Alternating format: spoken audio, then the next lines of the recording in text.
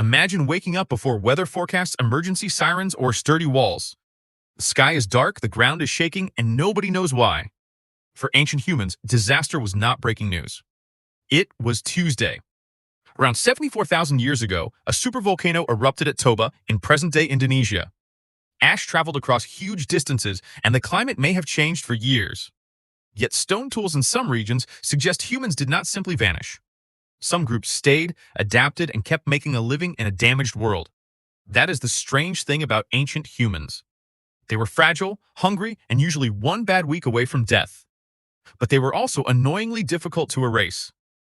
Nature had floods. Humans had memory. Nature had fire. Humans learned to carry it. Nature had freezing nights. Humans invented the original group chat, which was everyone sitting near a flame. Of course, it was less convenient than a phone, but it probably had fewer notifications. The first rule of ancient disaster survival was simple. Do not stand where death keeps happening. If a river flooded every season, people remembered the dangerous bends. If animals avoided a valley, humans paid attention. If the birds went silent, someone probably got nervous. Ancient humans did not read weather reports. They read mud, wind, tracks, clouds, and the behavior of animals. Their science was not written in books. It was stored in bodies, stories, scars, and old people who had seen things. In a world without maps, memory was a survival technology. A child might hear about the flood that swallowed the lower camp. Years later, that story could become the reason another camp moved uphill. That is how knowledge survived before paper. It walked around inside people. Fire was another ancient miracle, especially when nature turned cruel. A controlled fire meant warmth during cold nights. It meant cooked food when raw plants were dangerous. It meant light when darkness belonged to predators. And just as importantly, it meant people gathered in one place. Around fires, humans shared food, warnings, jokes, and fear. That may sound small, but shared fear is easier to survive than lonely fear. When storms hit, a group could protect children and injured adults. When drought came, a group could search farther than one person alone. When food disappeared, a group could remember more places to look. Survival was not just about the strongest hunter. It was about the best network. Ancient humans were not superheroes with perfect instincts. They made mistakes, panicked, argued, and probably blamed the wrong person. But groups gave them a second chance. One person could notice smoke. Another could remember a safer cave. Another could carry a child. Another could keep the fire alive. Together, they became more than a collection of scared mammals. They became a moving survival machine. Then there was migration, the ancient answer to a terrible neighborhood. If the land dried out, humans moved. If the animals migrated, humans followed. If cold spread across the landscape, humans searched for shelter and fuel. Staying alive often meant admitting that home was no longer safe. That is emotionally hard even today. Now imagine doing it with no suitcase and no shoes from a store. Migration was risky, but staying could be worse. The people who survived were often the people who left soon enough.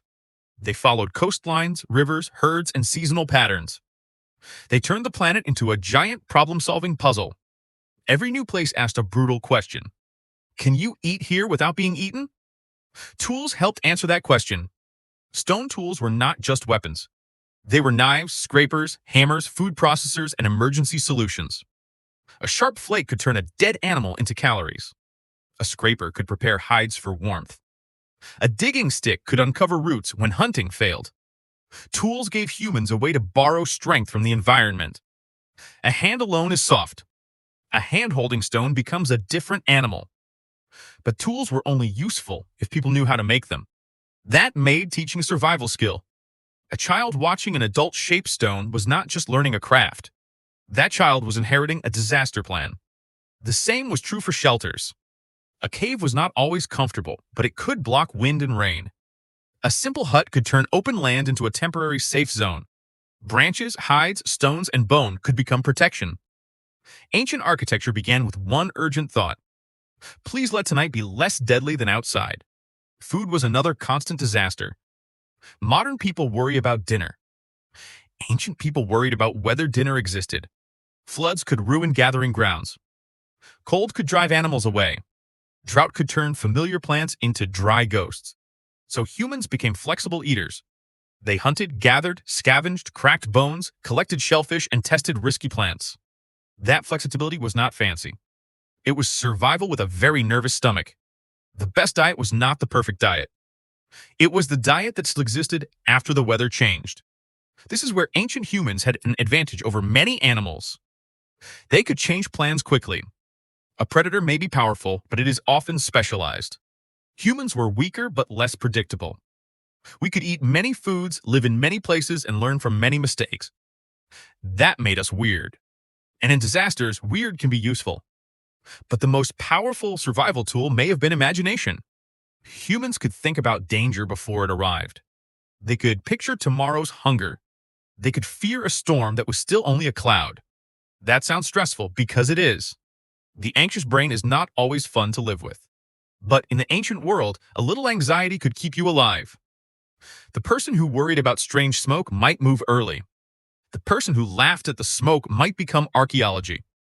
This does not mean ancient humans understood disasters the way scientists do today. They did not know plate tectonics. They did not know volcanic aerosols. They did not know why climates shifted or why rivers suddenly changed course. But they knew patterns. They knew that some signs came before danger. They knew which elders to listen to. They knew that ignoring nature could be expensive. Sometimes the price was everything. Here is the twist. Nature was not really trying to kill ancient humans. Nature was not a villain with a dramatic plan. It was worse than that. Nature did not care. Floods did not hate people. Volcanoes did not aim at villages. Cold winds did not choose victims. The ancient world was deadly because it was indifferent. And human survival was the art of creating care inside an uncaring world. A fire cares because people feed it. A shelter cares because people build it. A warning cares because someone remembers. A group cares because someone refuses to leave another person behind. That may be the deepest ancient survival secret. Humans did not survive disasters by becoming less human. They survived by becoming more connected. The same old instincts still live inside us today. We gather supplies before storms. We feel uneasy in total darkness. We look for our people when the world feels unstable. We tell stories about what went wrong. And sometimes we panic when the Wi-Fi disappears for 6 minutes. Ancient humans would probably laugh at that. Then again, they also might understand. Because underneath the modern world, the old survival brain is still awake. It still listens for thunder. It still watches the horizon. It still asks the oldest human question. What is coming next and who will face it with me? So if you were dropped into the ancient world during a disaster, what would save you first? Your tools, your courage, your memory, or your tribe?